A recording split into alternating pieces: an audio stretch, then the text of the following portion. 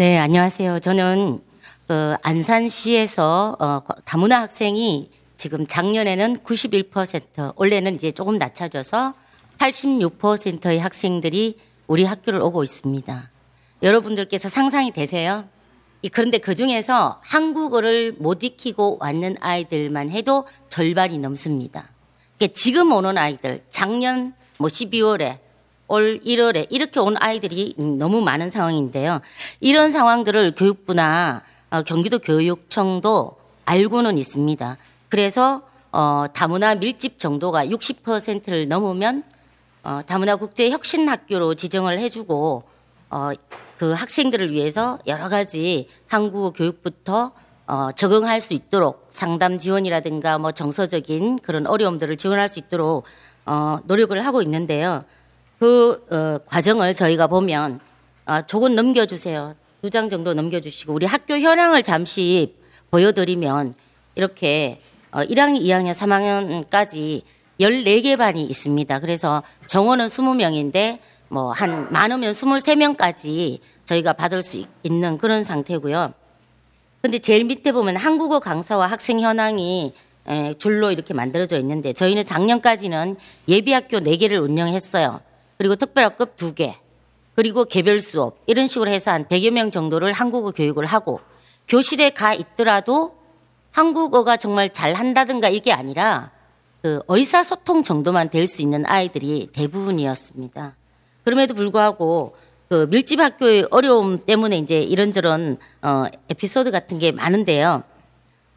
넘겨주시면 다문화 국제 혁신이 원래 저희가 학교가 된 지 4년 차예요. 그리고 연간 이 학생들을 위한 다양한 교구, 교재 등을 사서 교육을 잘 하라고 이렇게 지원을 받고 운영을 했습니다.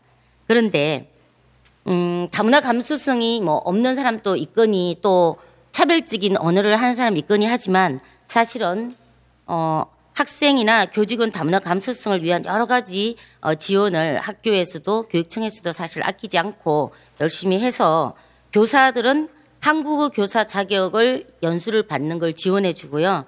원어 중국이나 러시아의 그 청소년들 자기 모국에서 배웠던 언어로 책도 읽을 수 있게 도서관에 책도 비치해 놓고 여러 가지 이중언어 강사가 상시 배치되고 한국어 강사도 이제 이렇게 하루에 3시간씩 1, 2, 3교시는 한국어를 공부하고 4교시부터는 원적반에 들어가요.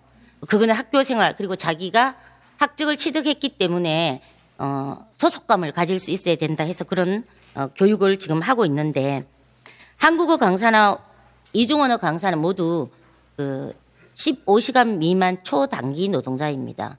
그러다 보니까 이게 또 약간 어려움이 많다 이렇게 말할 수가 있고요. 그다음 그 기록은 역사가 된다고 아까 권 교수님이 잠깐 소개해 줬는데 저희가 사실 그 91%의 다문화 학생들을 데리고 교육활동하기가 너무 어렵잖아요. 그리고 여기를 지원해 오는 선생님은 없습니다. 사실 희망을 해서 오는 사람은. 그럼 어떻게 오느냐 하면 우연히 발령이 나기 때문에 와서 다문화 학생들을 만나고 또 그 아이들의 모국어 인사를 할 수 있는 언어라도 배우면서 동분서주하고 있는 그런 상황이고요. 그래서 이 아이들을 위해서 이 해마다 이런 책자를 제가 이제 다문화 국제혁신부장으로 있으면서 만들어서 아까 우리 장 학사님도 얘기했지만 아이들은 10번 한국어로 이렇게 듣고 따라하고 하는 것보다 한 번 직접적으로 만나고 현장 학습하는 것도 중요하고 더 각인이 되거든요. 그래서 그런 교육 활동도 많이 하고 있습니다. 그리고 모국어 교실, 즉 모국어도 잊지 않고 한국어를 익히면 우리 사회에서 이중언어 능력자로 글로벌 인재가 될 수 있다. 여기에 방점을 찍고 자율 동아리도 운영하고 교내 이중언어 말하기 발표회를 해마다 하고 있어서 1년에 한 20명 정도의 학생들이 이중언어 능력자로 발굴이 되는 그런 상황에 있습니다. 그리고 잘 모르는 학생들을 위해서 넘겨주시면 그 한국어를 배우면 좋은 점 이러면서 저희가 포스트도 붙여놓고 하루에 한 번 시간마다 이렇게 하지만 아이들은 여전히 모국어가 너무 편한 거예요. 한국에 온 지 얼마 안 되니까. 그래서 그 핸드폰 같은 것도 우리가 카톡으로 이렇게 연결해도 애들 못 받아요. 그럼 뭘 하느냐? 자기 모국으로 이렇게 깔아놓고 친구들하고 소통하고 이러는데, 그래서 이제 교실이나 뭐 화장실 등에도 저희가 이제 러시아 및 중앙아시아의 고려인들, 그리고 중국에서 건너온 그 우리 동포인 조선 그 중국 동포들, 그리고 그 밖에 많은 아이들이 있는데 20여 개의 국가에서 와 있습니다. 많은 우즈베키스탄 같은 데는 한 33명이라면 중국은 120여 명, 러시아에서도 한 30여 명, 이런 식으로 이제. 그런데 러시아와 그 중앙아시아 쪽은 공용으로 러시아어를 사용해요. 그래서 러시아어 선생님이 상담이나 또는 통번역 지원을 해주시고, 그다음에 중국어는 또 중국어 선생님을 원어민 보조교사로 채용을 해서 지원을 하고 있는 그런 형태입니다. 학교 여건을 잠깐 넘겨서 보여드리자면, 저희는 다문화 학생, 다문화 뭐 이주민 이런 이야기를 하는데요. 사실 한국어 교육이 필요 없는 다문화 학생, 즉 한국에서 태어난 국내 출생자는 교육부에서 통계 잡을 때는 뺐으면 좋겠어요.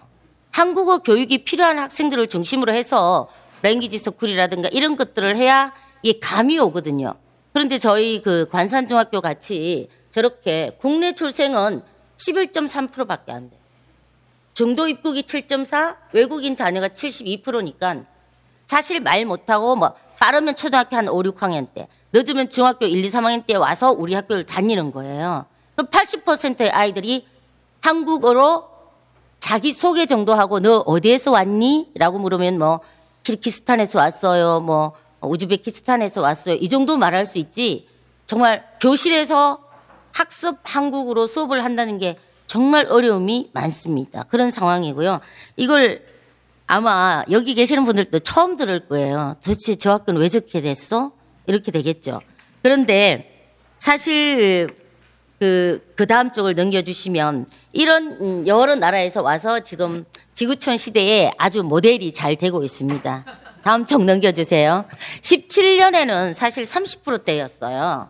그런데 이렇게 24년으로 오면서 91%까지 오다 보니까 30%, 40% 정도까지는 어떻게 애들이 어울려가지고 한국어도 잘 배우고 한국 아이들이 많이 있으니까요. 그런데 지금은 언어를 잘 못 배워요. 왜냐? 자국어를 쓰는 아이들이 두 파트로 크게 나눕니다. 중국어, 러시아어. 나머지는 뭐 한두 명씩, 3명, 4명, 5명 이런 식으로 있어서 지금 18개 국적을 가지고 있습니다. 그러니 그 아이들의 눈높이에 맞는 맞춤형 수업을 하기가 정말 쉬운 일이 아니고요. 저런 뭐 AI 동원한 에듀테크를 활용한 수업을 주로 하면 아이들이 좀 더 접근력이 빠르고 또 통번역 시스템의 앱을 사용해서 하고 많은 선생님들이 그 도움을 받고 있습니다. 그런데 안산은 정말 매년 12% 정도가, 다음 쪽 넘겨주세요, 학생들이 전가하고 있습니다. 왜냐하면 제가 빨리빨리 해야 뒤에 선생님들 기다리시는데 할 수 있거든요. 다음 쪽을 넘기시면 지금 우리 다문화 학생을 위한 교육의 10대 과제를 보면 1, 2, 3쪽 그 54페이지에 있습니다. 지금은 다문화 밀집 지역의 학교의 교육 여건을 개선해 주겠다. 이게 지금 비전으로 제시하고 있는 구체적인 과제거든요. 근데 아직 우리 학교는 하나도 좋아졌다는 생각이 안 들어요. 원래는 더 어려워졌습니다. 왜냐하면 운영하던 예비학교도 싹 없어지고 이제 랭귀지 스쿨로 이렇게 갔고, 그다음에 특별학급은 정수를 안 받았어요. 아예 2개밖에 없어서 실제로는 20명에서 30명 정도만 한국어 교실로 데리고 와서 교육을 해야 되는 그런 상황인데, 다행히 안산시 지자체에서 그 강사비 같은 걸 지원을 많이 해줘가지고 지금 저희는 특별학급 6개를 운영하고 있습니다. 그 밖에 개별 수업을 4개 반을 또 운영하고 있으니까 한 80명 정도가 따로 나와서 수업을 하고 있고요.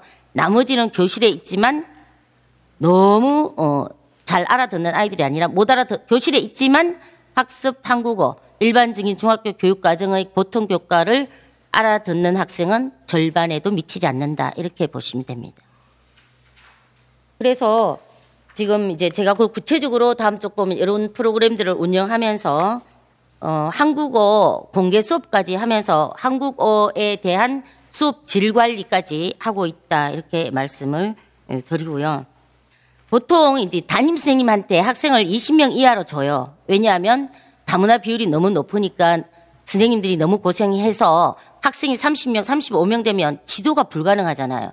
그래서 20명을 주는데 저희는 무학년제로 한국어 수준에 맞게 이렇게 나누다 거의 비슷비슷하지만 그래도 수준에 맞게 나누다 보면 학생들이 무학년제고 그 특별학급 담임이 16명, 17명까지 맡았어요. 그러니 누가 이 업무를 하려고 하겠습니까? 다문화 국제부는 기피 업무 중에 하나고 또 다문화 학생이 많다 그러면 그 학교는 선생님들이 두려워서 지원하지 않는 그런 학교로 전락되는 게 너무나 두렵습니다. 다음 쪽 펴주시면요. 뭐 생활 생존 한국어 이래서 한국에서 생존하려면 최소한 이런 뭐 6개, 7개는 꼭 한국어를 외워서라도 할 수 있어야 된다 하고 러시아어, 중국어 등으로 이렇게 치환해서 알려주고 매일 연습을 시킵니다. 그런데 우리 이 이주해 온 학생과 학부모가 원하는 건 뭐냐고 제가 조사를 했더니 첫 번째는 한국어를 잘해서 한국에서 잘 살고 싶다입니다. 한국어를 빨리 잘 배워서 잘 살고 싶은데 그게 잘 안 되죠. 그리고 학생들은 엄마 아빠가 이렇게 이주해 오다 보니까 자기 의사와는 무관하게 온 거예요. 그래서 배움에 대한 의지라든가 아니면 모국에 두고 온 여러 가지에 대한 그리움, 상실감 이런 것 때문에 엄청 방황하고 있거든요. 또 부모님들은 경제적인 이유로 당장 먹고 살아야 되기 때문에 아까 앞에서도 토론자들이 얘기했지만 그 한국어를 배울 기회를 갖지 못하고 있습니다. 그래서 저는 그 경기도 교육청에서 지금 하고 있는 학교 밖 지역사회에서의 랭귀지 서클에 낮에는 학생들을 밤에는 그 이주민들 성인들을 대상으로 매일 2시간씩이라도 한다면 얼마나 좋을까 이런 생각을 해봅니다. 영어로 수업이 가능한 학생들이 있을까요? 저희 학교 영어 할 줄 아는 애 ABC도 모르는 애들 뿐입니다. 영어는 여기 와서 처음으로 영어 시간이 있기 때문에 배우는 거거든요. 그럼 이 아이들의 강점은 뭐냐? 모국어와 한국어입니다.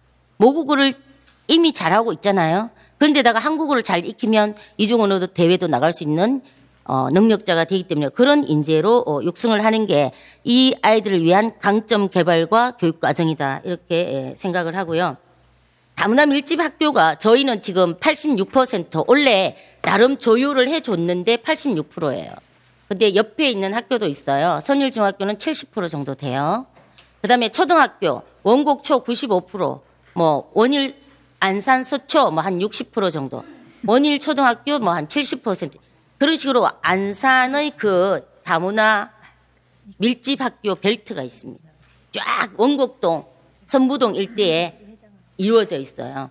그것은 주거 환경이 또 이제 약간 열악합니다. 그러다 보니까 이주해 오는 이주민들이 처음에 일단 돈이 궁하다 보니까 집도 좀 저렴한 거 그런 걸 구하다 보니까 거기에 그렇게 밀집할 수밖에 없는 그런 상황이 됐는데 그중에서도 관산중학교는 전국에서 1위다. 뭐 이런 걸로 1위 안 하면 좋겠는데 이래서 정말 너무나 힘듭니다. 한국어 수업을 받는 아이들, 한국어를 지금 와서 아무것도 모르고 가나다라부터 하는 애들도 평가는 동일합니다. 아까 말씀하셨잖아요. 그래서 평가 동일하기 때문에 네 이름이라도 쓰고 그냥 아무거나 찍어라 하는 그런 웃지 못할 평가 그 과정을 거쳐야 된다는 점도 있고요. 원적반 특별학급 담임 그다음에 뭐 저 같은 다문화 부장이 빨리 하라고 난리가 났습니다. 중복적으로 삼중적으로 이렇게 케어를 한다고 하지만 여러 가지 어려움이 많이 있고요. 특히 저는 밀집학교의 어려움은 바로 이 자기들끼리의 모국어로만 통하는 파트 그 학교에 와도 공부 시간 45분만 이렇게 앉아 있으면 너 지금 알아들었어? 라고 말하면 무조건 애들은 알아들었다고 해요. 근데 사실은 아무것도 못 알아들었는데도 알아들었다고 하는데 그런 어떤 어려움이 있어서 한국 학생들은 기피하고 다문화 학생들은 한국으로 이주하면 경기도 안산으로 가라. 안산에 가면 관산중학교를 찾아가라. 이렇게 지금 세계적으로 소문이 났다고 합니다. 그래서 너무 힘듭니다. 그래서 저는 이제 여기 국회에 국회의원님들이 다 돌아가 버리시고 안 계시지만 국회고 또 교육청 또 뭐 이렇게 원격 등등 많은 이 관계하는 일들을 하고 계시는 분들을 만나서 하고 싶은 말이 어떤 나라들은 사실 그 밀집도를 30% 이상 넘기면 안 되거든요. 30% 이상 넘겨버리면 모국어가 통하는데 한국어로 대화를 합니까? 기회를 안 줘요. 그리고 이 아이들이 세계적인 어떤 글로벌 청소년으로 성장할 수 있으려면 사실 한국어를 배우는 건 기본입니다. 근데 그걸 못 익히고 자꾸 이렇게 지체되고 있는 게 너무 안타깝고요. 모국어를 읽고 쓰고 이해하고 종합하고 창작할 수 있는 아이들이 라야 한국어를 익혀서 빠르게 이중언어 능력자가 됩니다. 국내 출생은 모국어가 한국어고 자기 국적도 한국이에요. 그런데 단지 어머니나 아버지가 한국인과 결혼했다는 이유로 한국에서 태어났는데 이 아이들을 다문화 비율에 넣고 같은 도매금으로 막 이렇게 다룬다는 건 굉장히 교육적으로 별로 엉뚱한 데 돈을 쓸 우려가 있다. 저는 그렇게 생각을 합니다. 그리고 이 아이들에게는 한국어가 외국어예요. 외국어를 하나 익혀서 자유롭게 쓰기까지는 정말 많은 시간과 노력이 필요합니다. 그래서 그런 것들이 좀 많이 필요하다 이렇게 하고 저희 지금 맞춰달라는 문제점 때문에 제가 62쪽을 잠깐 보면 다문화 학생들이 특징이 있어요. 질 높은 교육 서비스에 늘 감사하는 마음을 가지고 고맙습니다. 감사합니다. 이런 말을 해요. 그렇지만 한국어는 여전히 배우기 힘들어합니다. 그리고 이주 초기에 한국에 대해서 엄청 호감을 가지고 있습니다. 호의를 가지고 있어요. 부모들도 학생들도. 그러니까 너희들 나라가 싫어 뭐 이런 반한 감정을 가지고 있는 게 아니라 나는 여기서 살고 싶어요. 졸업하고 고등학교 가고 대학교 가서 한국에서 살래요. 이렇게 말하는 아이들이 거의 대부분입니다. 그러면 일찍 온 경우에는 모국어를 점점 모국어를 할 기회는 없어지면 또 모국어가 희석화되는 그런 단점들이 또 나올 수 있겠죠. 그리고 이 아이들이나 학부모들 굉장히 예의 바르고 공손합니다. 요즘 한국 사회에서 보기 어려운 그런 점을 갖고 있고요. 또 문화의 보편성에서 애들이 좀 소외됩니다. 한국 국적을 가져야만 지원해 준다는 그런 어떤 뭐 장학금 제도라든가 뭐 교복 지원이라든가 이런 것들이 있는데요. 전 여기에 이제 여러분들께 교복 지원도 중1 입학하는 아이들뿐만 아니라 한국 사회에 들어와서 처음으로 학교에 진입하는 아이들에게 1회는 꼭 해줬으면 하고 요청드리는 바입니다. 네.